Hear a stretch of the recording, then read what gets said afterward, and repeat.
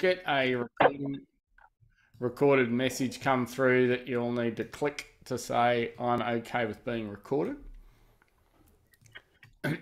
We're recording this for a couple of reasons. One is that Ben's never used this hybrid presentation model before, which is very courageous of him to explore and experiment with WellTeam, which is exciting. If it goes incredibly well, we'll publish it, and if it doesn't, it never happened. I'm sure it'll go well. I'll just do a little intro here so that when we push it up, we'll have a reference point. So if you want to get yourselves on screen, then feel free to do so. Let me need to do some stuff here. Okay. So hello everybody, welcome to WellTeam and welcome to a fantastic session with our time guru, WellTeam member, Mr. Ben Campbell. Ben's been a part of WellTeam for a while now. He is an executive and business coach, and he has a real passion and interest around executive productivity. And he's kindly agreed to put on this express Death by Doing workshop for WellTeam members. So it's highly interactive. Ben's going to go through quite a range of materials. Feel free to take notes. We are recording this for future reference.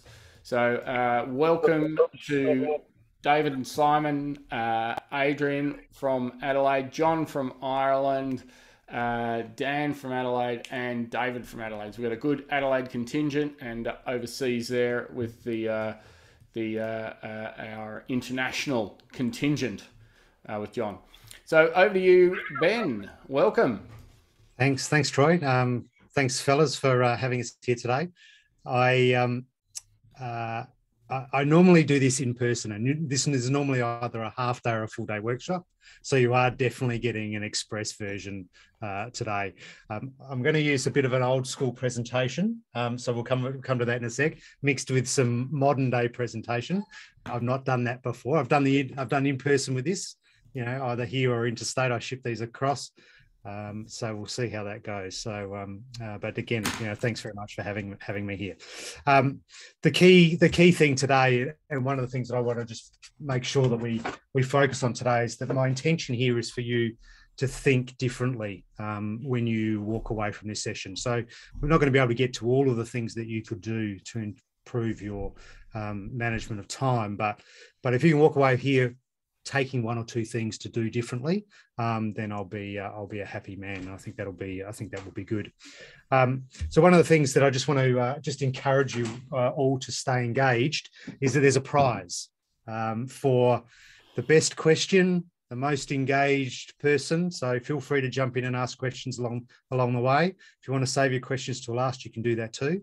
And you'll get to choose one of the great books that I have on my website that I recommend to executives and to business people. And if you're looking for a particular recommendation around some of the ones around time and task management and purpose and those types of things, then we can certainly do that.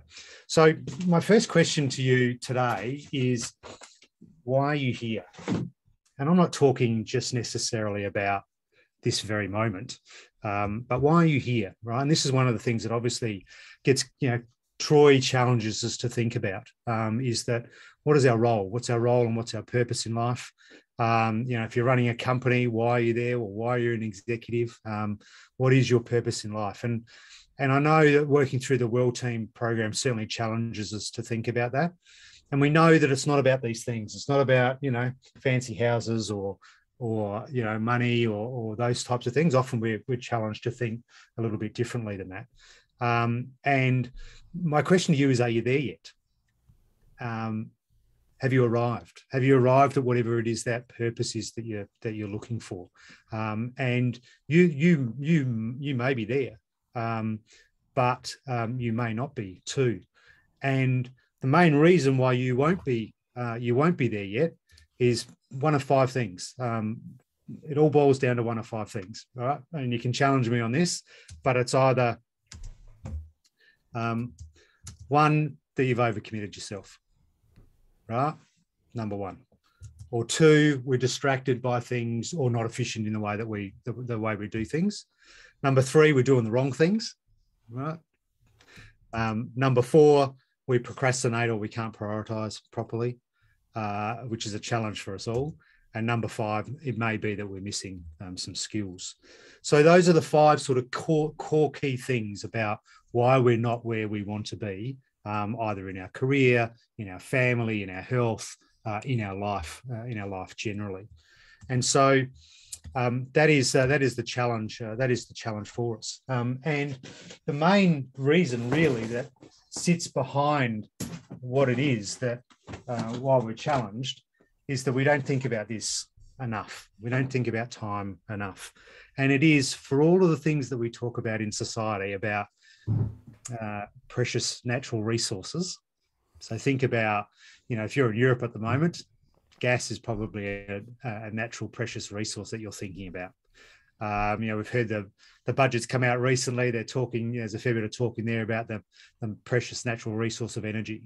And oil and, this sort of things as well. And if you're running a company, you never have enough money, or you never have enough office space or machinery or developers or people, they are precious resources. Maybe you don't have enough customers, which are precious resources. But this is the number one thing out of all of those that trumps all the rest of them. And the reason being is that you can't replace it with anything. You can replace any other natural resource with something else. But this one, once it's gone, it's gone. There is no more getting it back. And yet it's one of the things that we think of least. We don't think about it anywhere near enough. And it's, if you, and we should challenge ourselves to think about it more. How do I use it more effectively so that I can get the best out of it? And some of us are, I'm just looking at the age demographic here, right? We probably youthful, vigorous. Exactly. I'm not talking about attitude, right? I'm talking about longevity or experience. But if we look forward, there's less years forward than there were backwards. And many of us, myself included, can look back and go, what the hell do we do in our 20s? What were we thinking? Look at that time that we wasted, right? And I look forward and I think about how many years I've got left to work, or how many years I've got left with my kids, or my wife, and going forward. Then it is the kicker. And if you're in business and you're running a business, it is the one thing that you can when you compete with another organization, the one thing that you both have the same amount of is time. And so if you can use it more effectively, then guess what? You can certainly outpace the competition. I want to just quickly talk about this, and tell me if you've ever heard of this term. Has anyone heard the term Karoshi? No? So it's a Japanese term, and it means death by overwork. That's the actual terminology. And back in sort of the 80s, it was a really big problem in Japan. And in 1987, the Japanese Ministry of Labour began to publish statistics on Karoshi. And they were, in 1988, they did a labour force study which showed that sort of the average worker was working about 60 hours a week. They ended up setting up national Karoshi hotlines, and to help people deal with, this overwork problem that was going on in Japan. It caused all sorts of, physical and mental stress. Guess who called the hotlines the most? Any ideas? The wives? Yeah, bang on. That's exactly what it was. It was the wives, Yeah. right? Because they're worried about their husbands, who were, and so they did all sorts of things. In 2017, they launched a campaign called Premium Friday, asking their employees to leave at 3:00. And this is not, we look in Australia and we don't have the problem the same, but in the executive world and in our demographic, we work more hours of overtime than any other demographic, right? That mid-50s, right? That sort of it sort of ramps up to there and it tapers off from there. But that is the most common. In China, they have a slightly different problem, although it's similar. Theirs is called 996. That's the problem, they call it. And that's because they work from 9 a.m. to 9 p.m. 6 days a week. And so I can spend some time talking about that, but they have a similar problem. And this is the impact, right? This is what happens when we work too much and we don't prioritize. We have a higher risk of stroke, heart disease, type 2 diabetes, depression, anxiety, back pain, stress, poor sleep, insomnia. We turn to alcohol for relaxation. We have lower productivity, which is really interesting. We actually get less done. We have a blurring sense of self. It impacts our relationships and our lack of exercise. These are all things that are not uncommon or unknown to you, because Troy spent a fair bit of time talking about those types of things with you. And it's a really big problem. So how did we get here? Well, I'm going to take you back in time. Now, who here was in the workforce pre-computerization? Oh, Troy. No, not Troy. Right. So before computers were on every desk. Troy, surely you're not that old. You're not that young. Oh, well, so my first job, my first job, I was on I had a computer, but I was quite at the front edge of computing. So. What are you showing off now, Troy? I'm not interested. When you say computer, are you talking about like would a cash register be a computer, or are you talking where you're using a desktop computer where you're actually doing computing? I would spend about 20 to 30 minutes writing code in order to print my name on the screen. I learned to type on a typewriter where you actually had a return bar. Okay, so you get it, right? Yeah, I remember going to typing class too, right? Back then. Now, if you were in business back then and you were an executive of some level, your desk would have looked a bit like this, right? Now it's a bit easier if you were in person, right? So you would have had a diary like this on your desk.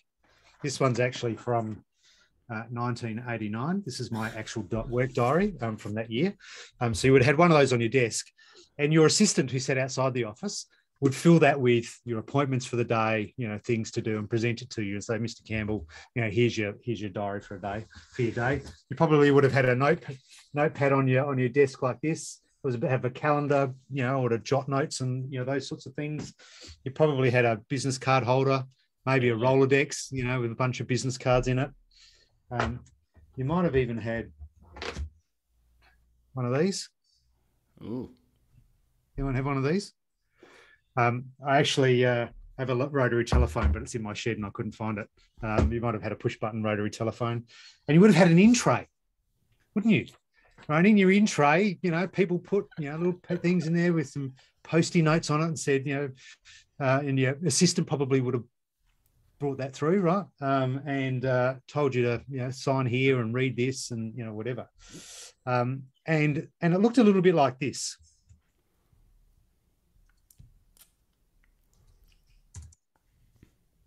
Oh, hang on, that didn't quite work. Looked a little bit like this. They would field all the stuff. They would field the phone calls for you. They would fill out your calendar for you. They would write out what you needed to do. They would sort through all your mail, throw the junk out, and just present you with the important things. And then you got on with your day and you did what it is that you were supposed to do. Now, this is what our in tray looks like, right? We have 50 million emails, a gazillion Slack messages or WhatsApp things. And it feels a bit like this.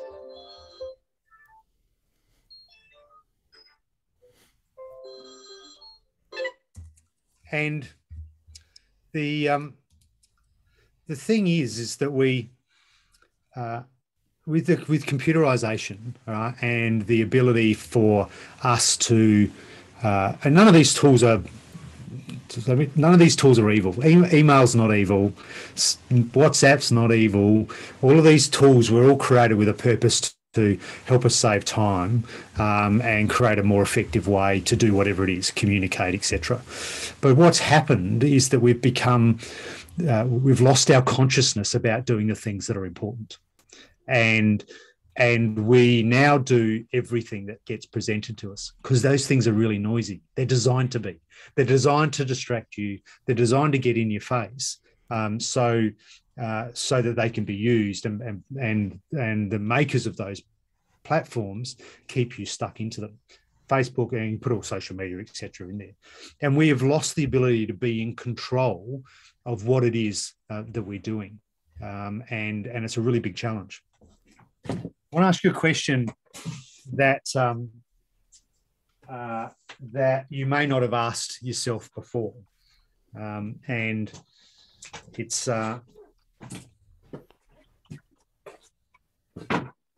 what am I worth?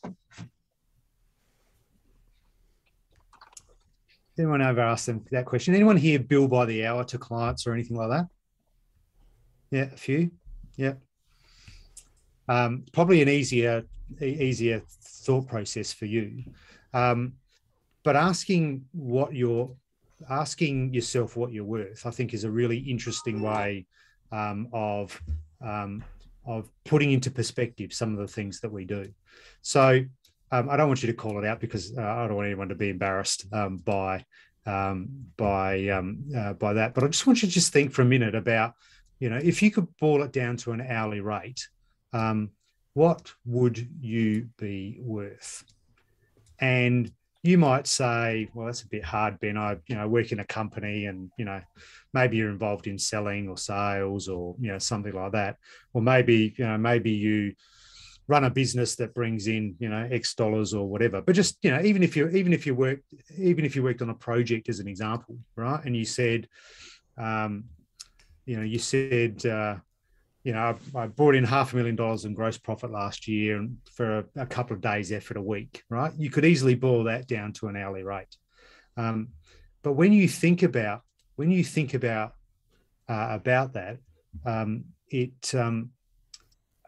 it starts to put into perspective some of the things that you should or shouldn't be doing.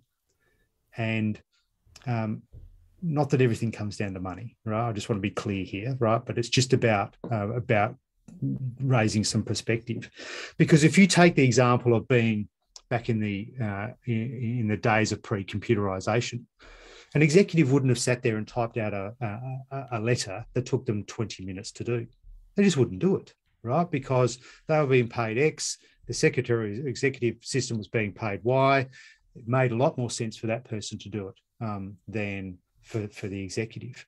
And the same principle applies to us. It's just that we don't think that way anymore. And it doesn't just necessarily have to apply to our business life.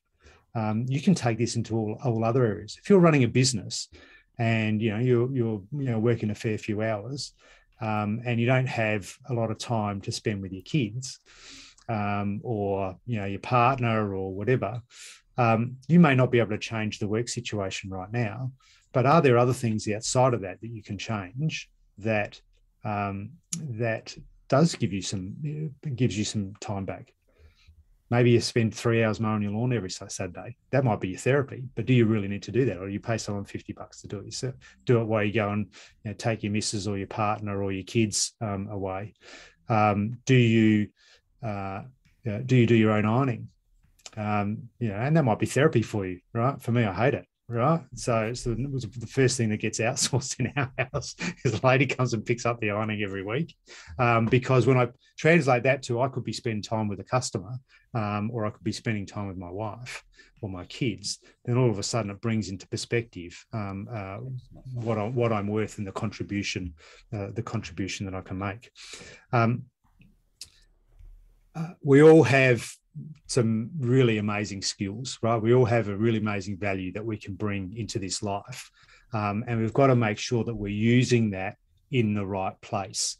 I'm going to show you something else just to give you a bit of an example of that.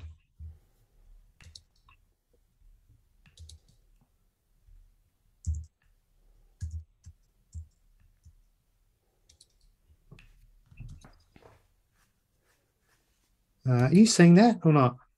Yes. Yeah, it doesn't have. It usually has a green line around it. Not playing. So this is a. Sorry. It wasn't playing. I hear. All right, here it comes. All right. So this is a guy by the name of Joshua Bell.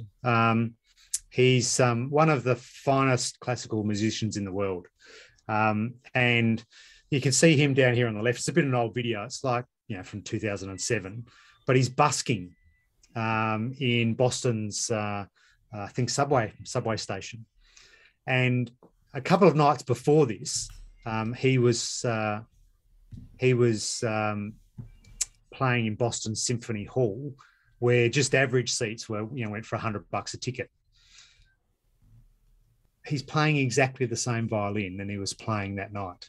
It's a Stradivarius worth $3.5 million. And he was playing a similar song, and he made $32.17 for the time that he was busking in the station. So what's going on here, right? Same guy, same violin, same song, but the return that he was getting was a lot less. Why? Because he was doing the wrong thing. He was in the wrong place, right? There was an expectation, not an expectation that one of the greatest classical violinists in the world will be playing in a station. It's the same with us. It's about putting ourselves in the right place so that we add and return the most value for our family, for our work life, for our personal life, for ourselves. All right. I want to ask you another question.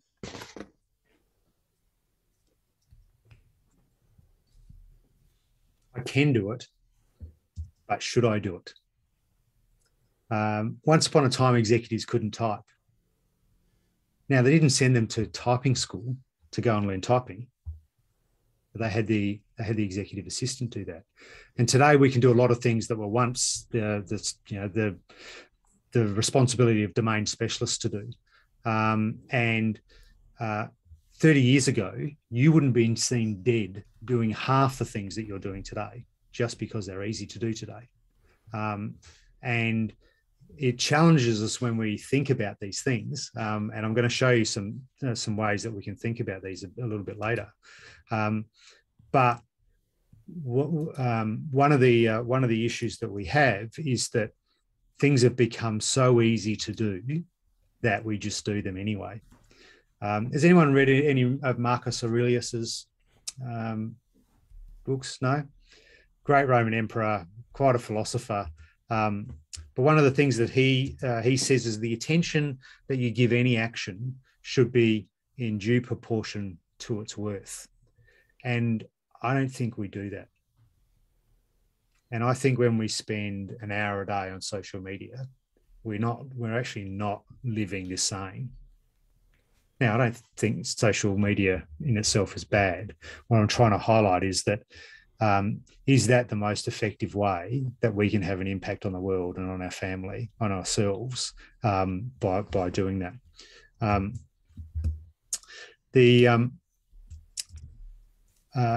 All right. So we're going to do a bit of an exercise. You guys all got a pen and paper handy?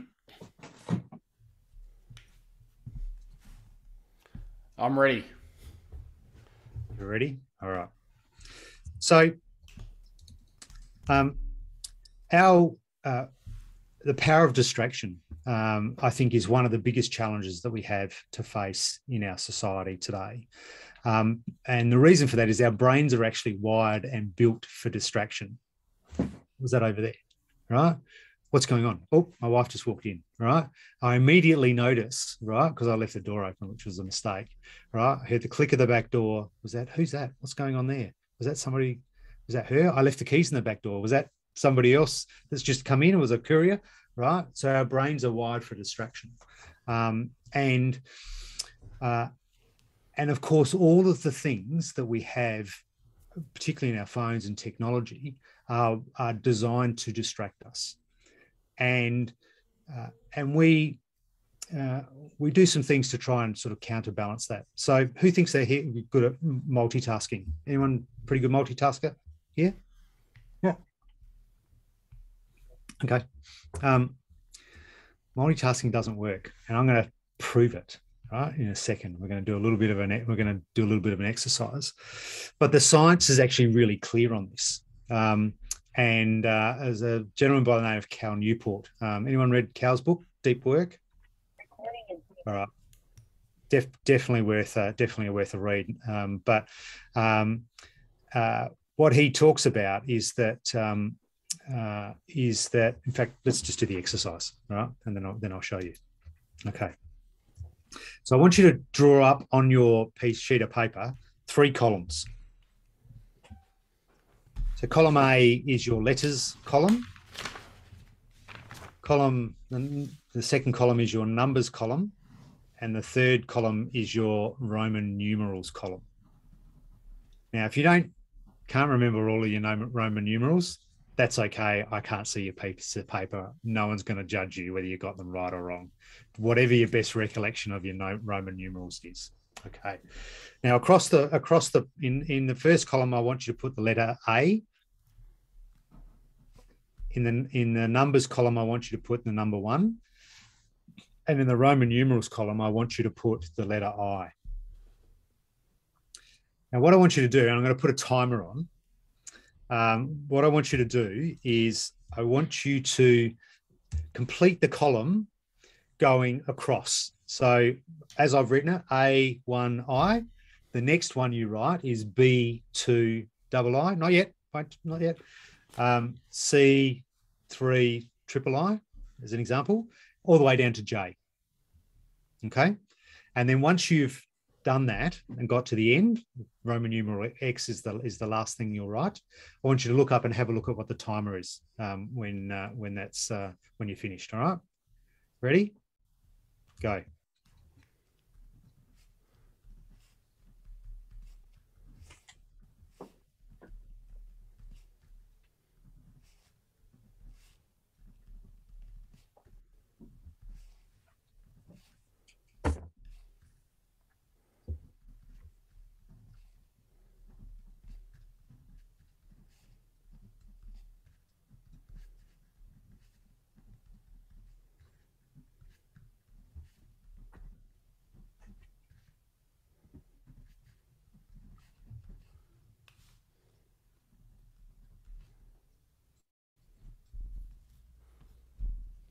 All right, how'd you go?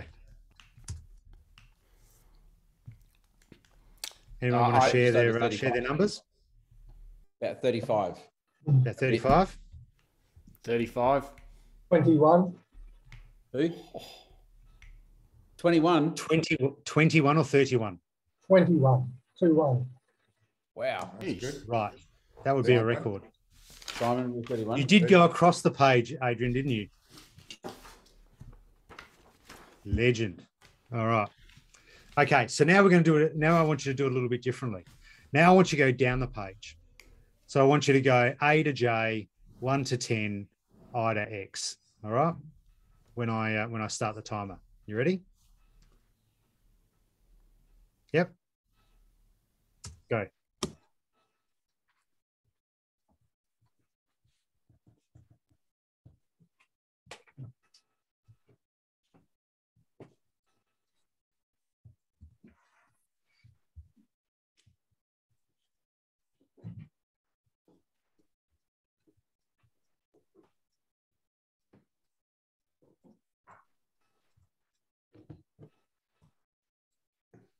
All right. How'd you go? 24 seconds. 23. 20. 16. Okay. So 21 to 16's 5 seconds. What's that, about a 20% decrease in time? What about you guys? 20 for me, so that was 35 down to 20, so 15 out of 20, yeah. Yep. So about 40%. Sorry, Ben, we just lost you then, mate. We just froze. Did you ask what the difference was? Yeah. What was the difference, mate? Yeah. Yeah, I think mine was 15 seconds quicker. What was yours? From a base of 35, so what's that, about 40% roughly, give or take? Yep. That's actually what the science shows about the difference between multitasking and actually focusing on the same things sequentially. Because what's actually going on when we try to multitask is that our brains, we're actually not doing two cognitive things at the same time. What's actually going on is we're task switching. We're going between one thing and the next, one thing and the next, one thing and the next. We think we're doing two things at the same time, but we're actually doing this one, then that one, this one and that one, this one and that one, right? Now, it's a little bit different if we're doing non-cognitive things, a non-cognitive thing and a cognitive thing. So as an example, if I'm weeding my garden and talking to someone on the phone, I am as engaged with them as if I was in person, because pulling weeds isn't a cognitive choice for me, right? Pull weeds, right? But if I'm sitting at my computer or if right at this point in time you're looking at something else on your screen and not listening to me, you're not getting the full 100% of what's going on cognitively in your brain.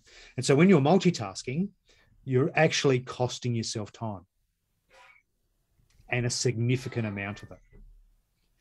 And so what the science and what Cal talks about in his book, Deep Work, is that for us to multitask, I mean, you think about it, 40% on average, right? That's 2 days a week. So if you're in an office job or you're, in a business, running a business, and that's all you're doing all the time, your inefficiency is incredible. And so just backing that up and being a bit more conscious about what we're doing and saying, you know what, I'm actually going to sit down and work on this proposal or this business plan or this strategy piece or the whatever it is, report or whatever it is I need to do. And I'm going to turn everything else off, all my distractions, and I'm just going to remain focused on it for an hour. And once that hour is finished, then you do the phone calls, the emails and whatever, because they're all short tasks, right? That don't, and then I'm going to get back to writing the report. And your ability to produce high quality work, be more engaged, get more done, will rise dramatically. And sometimes that's hard to do, right? Sometimes you've got to force that, right? You've got to log off your computer and just log back on and just fire up the Word document or the Google Doc that you're doing. Sometimes you can use, things like this. This is a little timer. So I set my time blocks that I set are 49 minutes. So I do these workloads of 49 minutes, then I have a break for 10. Come back to another 49, have a break for 10. And in that 10, I do emails and other bits and pieces. There's a few other, if you're interested in, there's a bunch of other little tips and things that you can do around that, that I can share with you. But this distraction piece is a really big problem. And so I know when Troy set up the WhatsApp thing for WellTeam, turning off things like notifications, huge, right? But consciously check them, right? So for me, WhatsApp is actually on the second page of my phone, and I only check it once or twice a day. So I go and check it, and I have a logical thing to go and check it once or twice a day, check all the messages, then it's done, then I'm back to it. Whereas if I had that constantly popping up all day long, I'd be in a coaching session with a client, I'd be like, all the time. And that's just they're not going to get the best out of me, and I'm not going to get the best out of them. So turning those notifications off and turn off all your email notifications. You can even remove things like the little icon about how many unread emails you've got. If you love getting to a 0 read inbox, turn those things off and be in charge of the technology. Don't let the technology be in charge of you. That's really important. All right. Who's ever said some of these things to themselves? I don't have time to train somebody else. Actually, they just can't do it as good as me. I'll just do it. Look, it only takes me a few minutes, so I'll just do it. I'll actually just look. It'll just be quicker if I do it because, man, I gave it to them a little time ago and I had to fix it up anyway, and it was just easier if I did it.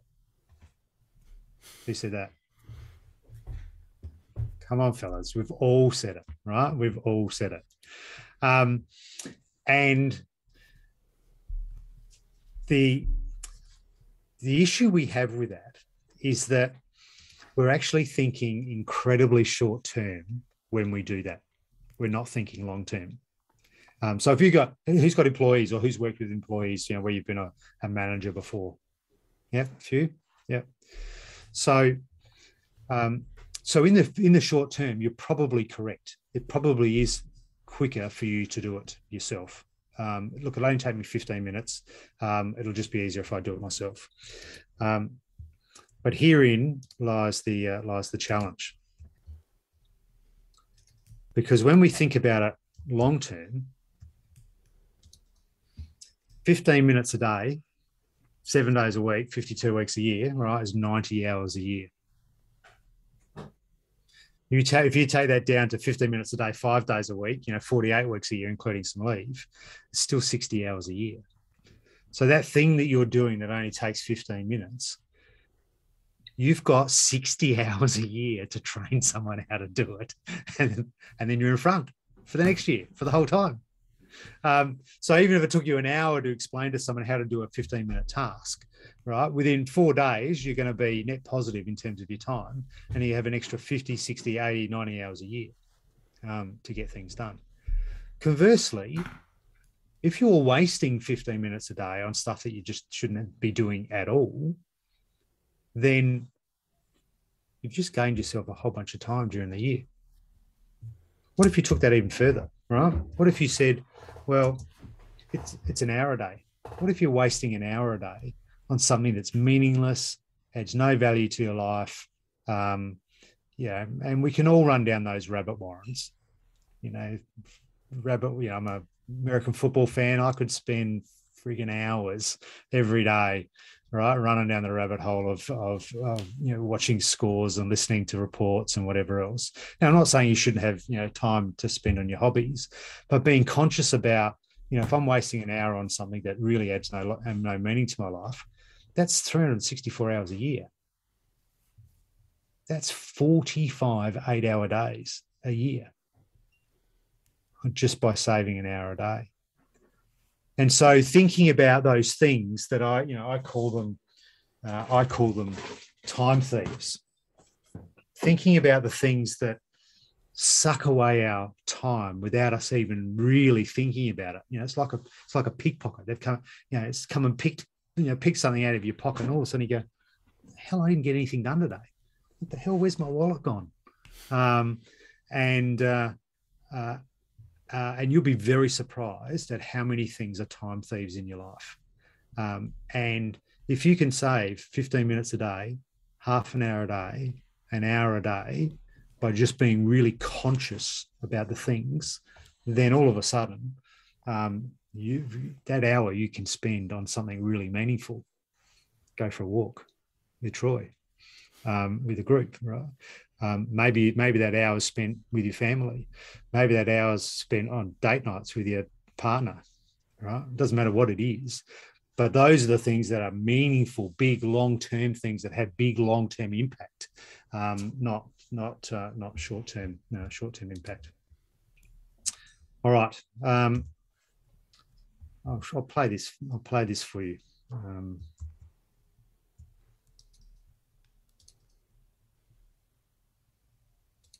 I don't respond anymore to the sale things that you used to see. Like whenever I ever see these things, usually around holiday time, you'll see no payments till March. How stupid do they think people are when they go, oh, March? It'll never be March. It's like, let the guy in March worry about it. I'm not going to worry about it. He'll have some money then.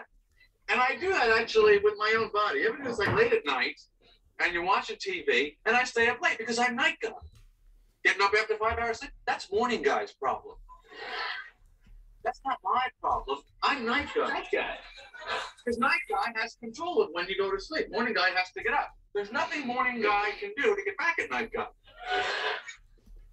The only thing morning guy could do is to try and oversleep enough times so that day guy loses his job and then night guy has no more money to go in. So that would be good. Who's stealing from who, right? When we're wasting time on things that don't matter, we're stealing from the guy in the future. We're stealing from the WellTeam in the future, WellTeam member in the future. And whether that's stealing from him because he's not going to live as long because he hasn't spent the time, exercising or being healthy, or whether we're stealing from the relationship that we have that are meaningful in our life, or whether we're stealing from, the future CEO or the business owner or the or the retired guy who, when we waste our time, we're stealing from that person, and we should be conscious. We should be conscious about that. All right, how are we going for time? We're nearly on the home straight. These are questions that I think you can ask yourself every single day, and have them up on your computer. Have them written down somewhere. Have them pop up on your task list every day. Why am I the only person that can do this thing that I'm doing right now? Now, if you're running a business by yourself, you're a sole trader, you say, well, I'm the only person that can do that because there is no one else. That's not true. You don't have to do your books. Sure, it might be quick. You might think it's quicker and easier if you do your zero transaction yourself. But I guarantee you can find someone to do your bookkeeping for you. That's not going to cost a lot of money. That in the end, it's a lot more effective for them to do it than for you to do it. Because while you're doing that, you're not generating and growing your revenue in your business. As an example, why am I the only person that can do this? Or why am I the best person that can do this? And sometimes that's, I'm a control freak and I like controlling everything. Sometimes that's a failure of leadership. I haven't grown anybody inside my company. I haven't shown them. I haven't built some capability inside my business. But more often than not, it's really that we just don't consciously think about it. And so the last one is, why do I really need to do this? Why do I really need to do it now? One of my clients yesterday, it's a bit overwhelmed where his business is at the moment. And, for good reason. There's a bunch of things that are outside of his control. But we spent 20 minutes in one of our sessions talking about a problem that had been presented to him externally from someone outside of his organization, and how he was going to deal with it and tackle it. And I asked him this question: why do you need to do this now? And it really challenged him, because it was important to the other person that he did it now, but why did he need to do it now? It was important to this external organization that he did it. But when he looked at it, he realized that it actually wasn't important for him to do it. And because he had a massive, heavy workload about something new he was developing for his business for the next 3 or 4 months. And we talked about, what if he went back to them and said, look, I can't do it right now, but I can tackle that in February. What would be the impact? And all of a sudden he went, there'd be absolutely no impact whatsoever. And so now the stress comes off, because it's not something he now has to do, because he doesn't need to do it right now. And asking, why is he the only person that can do it? Well, he's the chief executive of the company, and there's no one else that can work on this strategic initiative. Okay, cool, I get that, right? But why does he need to do it right now? And that's that was a really important piece for him. I'm going to give you one more exercise, which we're not going to do now, but I want you to think about and use this as a tool, because it can be a really powerful tool. Let me just get it up on screen for you. So normally I'd hand these out in worksheets, which obviously I can't do right now. But 3 columns. I call them my 3 R's. There is a 4th column in there, but I'm not giving you that now, right? Because I want you to challenge on these things. Remove, reduce, and redirect. So column 1 is remove. What can I get rid of completely? What don't I need to do anymore? Now, and that might be because I can get rid of it through outsourcing. I can get rid of doing my Xero or my BAS, as an example. So I don't do that anymore. I've got an accountant or a bookkeeper to do it. So I've removed it out of my workload completely. Or maybe I can remove it through an automation process. And you'll be surprised at how many things you can actually put on there. The second column is, what can I reduce? So what can I reduce the amount of time that I spend on it? Or what can I reduce because of the frequency that I'm spending on it? So if you're checking email 12 times a day, or every time an email comes in, can you reduce that to do that 2 or 3 times a day and time block 10 or 15 minutes or half an hour every day, 3 times a day, morning, noon, and afternoon. And what you're doing is you're reducing the frequency, which then means you're going to be more efficient in it because of our multitasking piece. If I block my time and work on it, I'm going to be more effective. So can I reduce the amount, or can I reduce the frequency in which I do that to then get to be more productive? And the other part is, what can I redirect? And I'm not a big fan of the word delegation, not because it doesn't fit into my 3 R's, 2 R's and a D, right? That's not the reason. Delegation implies a power relationship. No one likes being delegated to, right? So there is some people don't. So that term I'm not a massive fan on. But when we think about redirecting things, who can I redirect this thing to? Who is better at it than me, faster at it than me, cheaper than me to do it, or it's a learning opportunity for them in terms of their career or their growth, whether it be our kids, right? Why should I do my 16-year-old kids washing, right? Let me redirect that to them, and so because that's a life skill that they need to learn at some point. So why don't I redirect it to them so that they can do it themselves? And so. What can I redirect out of my life? Now, there are some things that you can't do any of those. You can't put in any one of those columns. Looking after your health doesn't apply in any of those.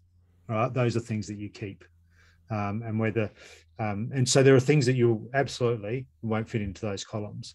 But challenge yourself on that. Write it up on a piece of paper. I can send this for you to print out if you want it.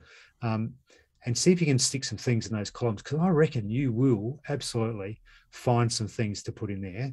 And I reckon if you could eke out an hour a day, 1 hour a day, every day, 360 hours a year, right? That's a shed load of time. If you spent 360 hours a year exercising on top of what you're doing now, man, you'd be ripped. Imagine how healthy you'd be. If you spend 360 hours a year on your relationship with a key important person in your life, right? How much stronger would that relationship be? If you spent 360 hours a year on personal development of some sort, or 360 hours a year, painting your house or doing some painting or doing a project or going on a whatever it is, right? You can imagine that your life would feel different. There's 4 things I want you to think about. Time is your most precious resource. You need to protect it. Can't see it? What about that? Your value is more important than others. Be intentional about your value. You can do it, but should you do it? And be ruthless about removing, reducing, and redirecting. That's really important. The bad news is time flies, fellas, but the good news is that you're the pilot, if you choose to be. If you choose to be. Some of us are on autopilot. We're letting life happen to us, right? We're letting things happen. We're letting our phones control us. We're letting our boss control our time. We're letting others control our time. We're actually, if we choose to be the pilot, then we can be in control. And we can dramatically change how we feel about the world, the impact that we have on ourselves and on the others around us. That's all I wanted to share for us tonight. Beautiful. Hey, thanks so much, Ben. That's awesome. Questions? Comments? Come on, fellas. There's a prize. There's a prize up for grabs. I think, Ben, it's really interesting when you say how you get control, isn't it? And even when I find remote working takes an extra level of discipline you've got to put into place. Because it's constant, isn't it? It's you're on a video call, you're on Teams chat. If you've got your personal stuff pinging off, it kind of is a lot of distraction. And I kind of agree. You might think you're multitasking, but you just stack rank and bunch of tasks. So I guess, how do you blend and balance? Okay, or no, different question, sorry. the workforce has now changed with the remote working. So how do you, I guess, adapt yourself to that constant always on? So we're not talking the personal stuff now. It's that constant on when that's what your job entails. It's constant, it's contact, it's what's happening here. We've got to move the stuff across. You're in a meeting, things have got to keep moving. How do you balance and manage that kind of stuff? I think there's a couple of things, and what I've seen, some of my clients, as we've worked together on them. I had a CEO who was remote from his team. He was newly appointed. He was interstate, and most of his team were here in Adelaide, and so he had no direct contact with them outside of video and Teams chats. And his challenge was that he would find it really difficult to get started in the day. Right, he would be distracted, right, with 50 million things. It'd be lunchtime before he actually started really getting into any sort of meaningful work. And then that continued. So he felt like he was working the whole day, from very morning right till sort of very late at night. But in fact, when you looked at it, there was lots of gaps in there where he took the dog for a walk and he did something else. So he actually became really structured about how his day went. So, and really prescriptive in his diary about what that looked like. And he forced this change by using his diary as the accountability partner, almost. So every day he would have from 7 to 8 would be take the dog for a walk. That's the exercise. Wouldn't check email. Take the dog for a walk. Have breakfast. All right, that was his first hour of the day, and he did that every day.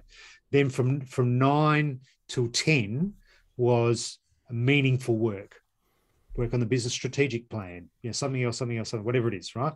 An hour of meaningful work before he did anything else. Then he would get into no meetings. He wouldn't book meetings over the top of it, anything like that.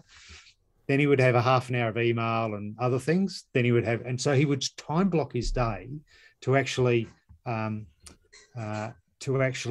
force,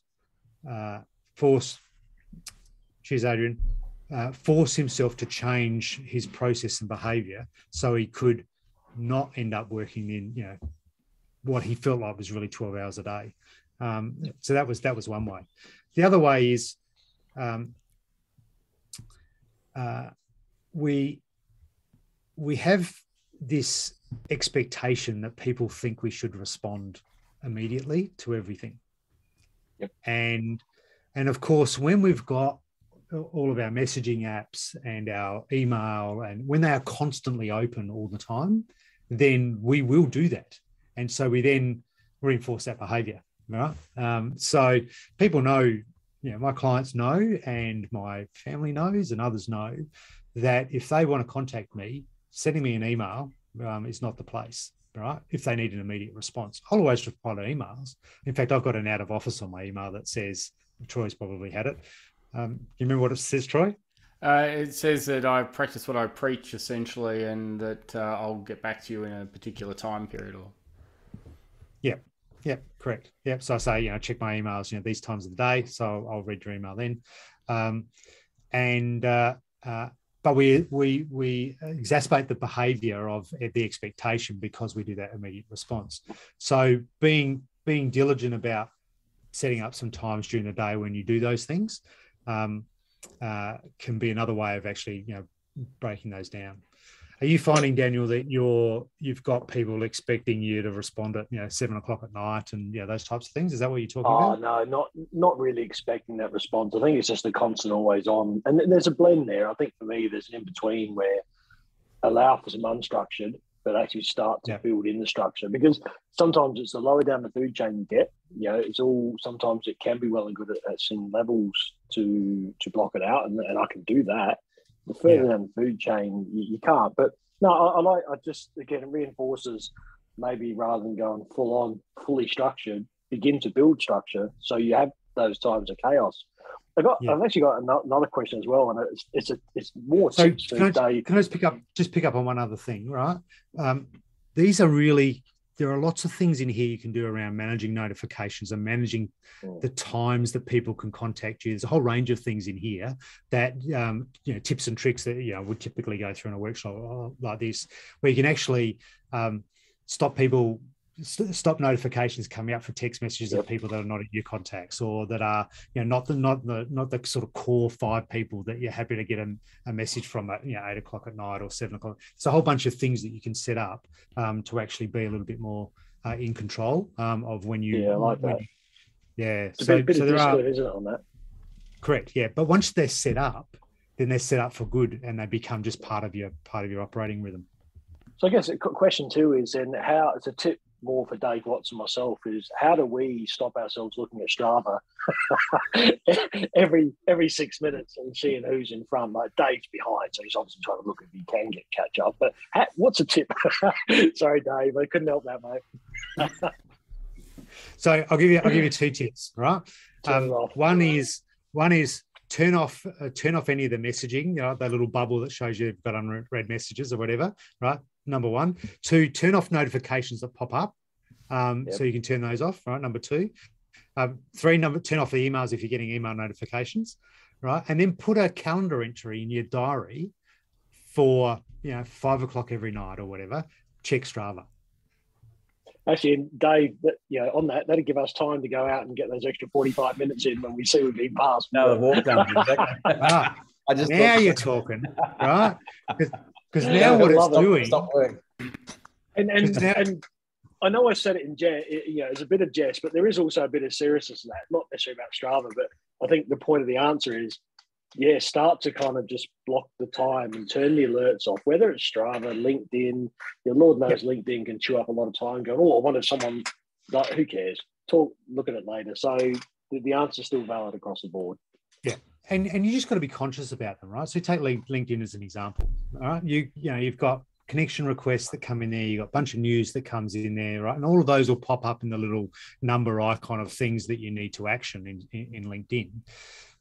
But if someone sends you a message on LinkedIn, you probably want to respond to that, right? So you might not look at the pop-up, notifications of connections and stuff, every day, but you probably want to know when someone sent you a direct message in there, so that you've got a way to respond. So you might still keep the email notification on just for the direct messages only, as an example.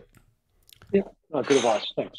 It's certainly something that I've had to do just to control my own well-being in this space, is turn off badges and notifications across LinkedIn, Facebook, Instagram, and Strava. Sorry, guys, and so that I have to be deliberate about doing it. Yeah. Some of the other things you can do. Yeah, some of the other things you can do too is apps are great because it makes easy access. But apps are bad because it's easy access, right? So if it's, take Instagram as an example, you can spend a bunch of time on Instagram, but you can do things like delete the app and just look at it through a browser, or same with Facebook, right? Which makes it a little bit harder because you then got to go and log in or whatever it is that you do. And so that can help if you're finding it particularly hard to stop looking at those things. Obviously, you can't do that with Strava because you might be using your phone as the actual recording device. Ben, maybe get a Garmin instead. Yeah. Ben, I think what I've taken out of this, and a lot of what you've said is just for me that whole lot of common sense, whatever common sense is. But I think it's a good reminder that you think about what WellTeam is. WellTeam is about creating new habits. And I think for me, what you've kind of reminded me of is that it's really easy to get into bad habits. It's really easy to let the phone determine what you do. It's easy to let your emails determine what you do. And a lot of what you talked about, I coach my clients on. Then I think about practice what you preach. How much of that am I doing myself? Because, if I can find myself 360 hours a year, I think you're right. My life could be completely different in a range of ways. But the key thing is how important is that to me to do that? Because the only way I'm going to change is for me to come out of this and say, I can't afford to waste 360 hours a year. That's the important thing for me to take away. So I think out of this, I say, I need to create some more habits, or new habits, and those new habits are healthy habits. Yeah. But also I think it's okay to be selfish. And the selfish is, it's the oxygen mask on the airplane thing again. if I can't look after me, then how can I look after the people around me? And so I think, you know, this has been I'd love to do the full day workshop because, you know, I think you're right. Taking 8 hours into one is really hard, but I think there's probably been some really terrific reminders for me in what does tomorrow look like and how do I make that better. So thank you for that. Yeah. Cool. I like the selfish bit, Dave. I think it's we use the word selfish, but you know what I mean, it's prioritizing, isn't it? And lining things up. But yeah, I like that context. It is okay, and you got to do it because everyone else will grab it if you give it to them. Yeah, absolutely. So put your foot down. Yep. Yeah, and it's about where you're going to get the most value out of that hour, right? Am I going to get, you know, value out of that hour by X, or if I took that hour and went for a 2-hour bike ride instead of one, how much, you know, what will that do to my health? What will they do to my mental health? Or if I take that extra hour and I jump on WellTeam and go and do some things inside of that, or relook at some of the learning, you know, how's that going to impact my life? And so it's about, you know, putting that time where it's going to get the most benefit for you. Yeah, I agree. It's not about being selfish. I love one of the things that I started to do a while ago is that notion of time boxing, and deliberately at 9 o'clock at night through till 5 o'clock the next morning, I have in my diary as recovery. So for me, it just makes it really clear what that time is for. I kind of differentiate between television because that's entertainment, not recovery. So for me, it becomes a lot clearer. And then between 5 and 7 a.m., I have energized. That's the time for me to do something to give me energy for the rest of the day. So it helps direct me in my behaviors. And I was worried about it being really rigid when I'm quite flexible and adaptive.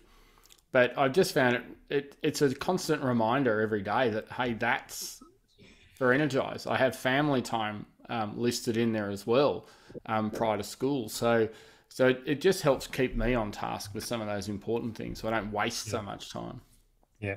And I think, Troy, one of the challenges that we face when we're trying to change, these are embedded behaviors, right? These are not easy things to change. This is not something you wake up tomorrow morning and go, that's it, it's all good. I know exactly what I'm doing now.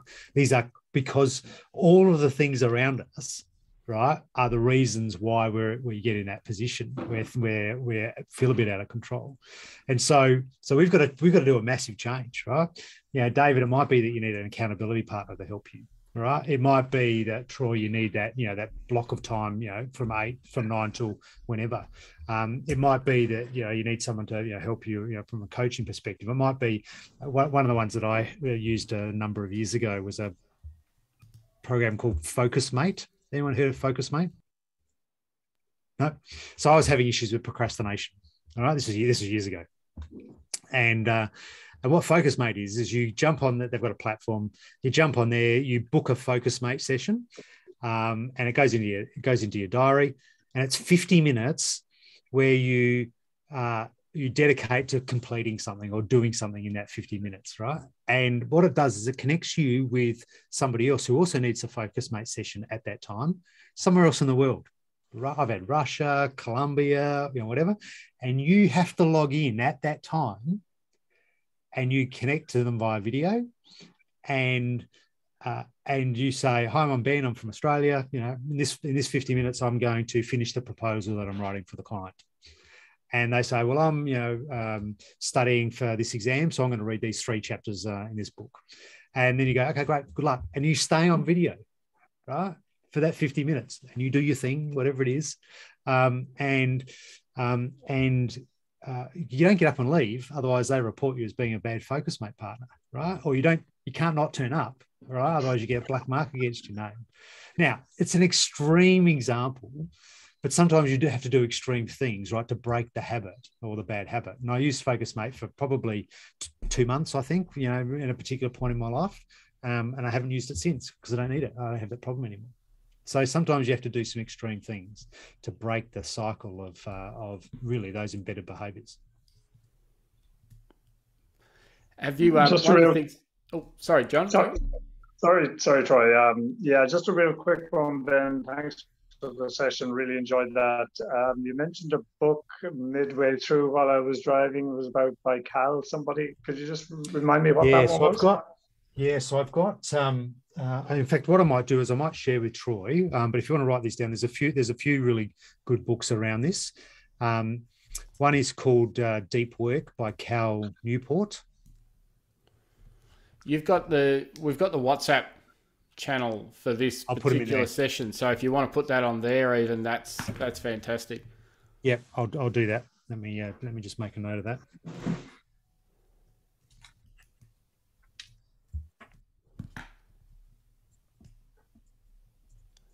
Well, this would be good for you, John, because how many books have you written now? 8. 8. On what topics? Only 8. Marketing. Oh yeah, I'll send you my recommended book list. Well, actually, if I'm really honest, then say that I've written the same book 8 times, because it's not. I've had 7 editions of one book. I assume they keep getting better every time.